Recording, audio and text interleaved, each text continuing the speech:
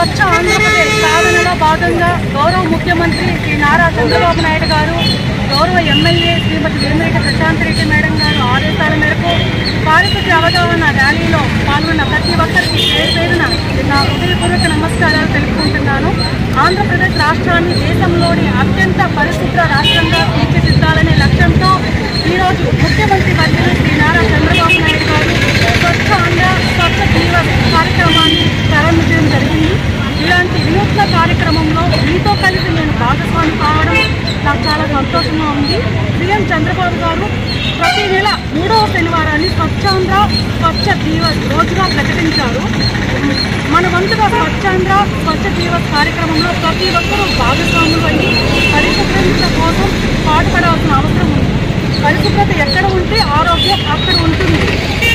ఆరోగ్యం ఉన్న చోట సంపద రెండూ ఉంటాయి. ఈ స్వచ్ఛాంధ్ర అనే కార్యక్రమం ఎవరి కోసమో చేపట్టిన కార్యక్రమం కాదు. మన ఆరోగ్యం కోసం, మన చుట్టూ ఉన్న పరిసరాలు పరిశుభ్రత కోసం చేపట్టిన అద్భుతమైనటువంటి కార్యక్రమం. స్వచ్ఛతను ప్రతిరోజు మనం అలవాటుగా మార్చుకోవాలి. వ్యక్తిగత శుభ్రతతో పాటు పరిసరాల పరిశుభ్రత కూడా చాలా కీలకమైనది. ముఖ్యంగా చదువుకున్న యువతి పరిసరాల పరిశుభ్రతపై ఇంట్లో మీ బంధువులకు, మీ స్నేహితులకు అవగాహన కల్పించాలని కోరుకుంటున్నాను. మన చుట్టూ ఉన్న పరిసరాలను మనమే అపరిశుభ్రం చేసుకుంటున్నాము. అవగాహన రహితంగా తినే ఆహారం, తాగే నీరు, పీల్చే గాలి మనమే కలుషితం చేసుకుంటున్నాం. డస్ట్బిన్లో వేయాల్సిన వాడిన ప్లాస్టిక్ కవర్లు, వాటర్ బాటిల్స్ లాంటివి వీధుల్లో వేస్తున్నాం. ఆ చెత్త చెదారం అంతా డ్రైనేజీలో, కాలువలలో చేరి నీళ్లు ప్రవాహాన్ని అడ్డుకుంటున్నాయి. నిలిచిపోయిన మురుగునీరు దోమలు, ఈగలకు ఆవాసాలుగా మారి తద్వారా మనము అంటువ్యాధులకు బారిన పడాల్సి వస్తుంది. మన బుచ్చిరెడ్డిపాలెం పట్టణాన్ని పరిశుభ్రంగా ఉంచేందుకు నిరంతరం 100 మందికి పైగా పారిశుద్ధ్య కార్మికులు పనిచేస్తున్నారు. పారిశుద్ధ్య కార్మికులతో సహకరిస్తూ ప్రతి ఒక్కరూ వ్యర్థ పదార్థాలను డస్ట్బిన్లోనే వేస్తూ స్వచ్ఛ పుచ్చి సాధనలో భాగస్వాములు కావాలని కోరుకుంటున్నారు. పరిసరాల పరిశుభ్రతపై అవగాహన కల్పించే స్వచ్ఛ దివస్ ర్యాలీలో పాల్గొన్న ప్రతి ఒక్కరికి ప్రత్యేకంగా ధన్యవాదాలు తెలియజేస్తున్నాను.